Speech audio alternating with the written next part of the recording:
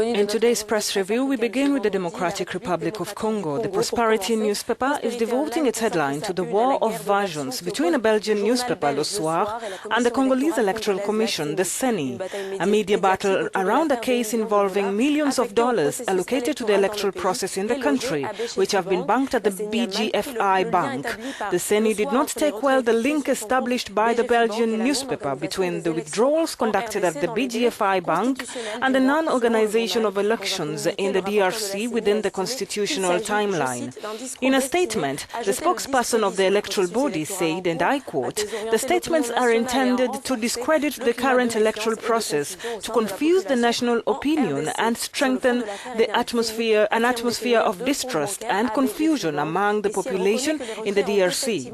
Essentially, the Electoral Commission maintains that it holds two bank accounts at the BGFI Bank, and if it recognizes that the withdrawals actually took place, they were used to pay in cash the temporary staff in the localities devoid of financial institutions." To Niger now, where TamTam Info informs us that at least 20 people have been killed in a conflict between pastoralists and farmers in Madua in Bangui. The Daily says there has been great damages for both sides.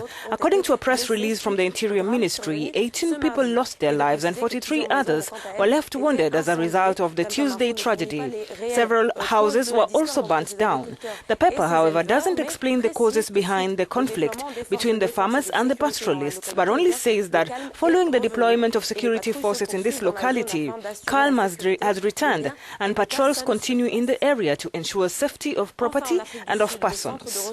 And finally, in South Africa, where a legal resource centre, along with 9 other NGOs, want to sue the British government before the European Human Rights Court. Times Live reports that the South African institution is one of many human rights organizations that have been illegally surveilled by the UK government's mass interception program.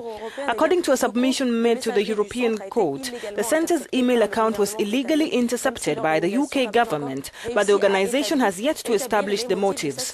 For the NGOs, it's about establishing the true international standards on the issue of surveillance. The national director of the Legal Resource Centre in South Africa said, "For too long, state agencies have been permitted to operate under a pernicious veil of secrecy in a manner that has violated the rights to dignity and privacy of innumerable people across the world."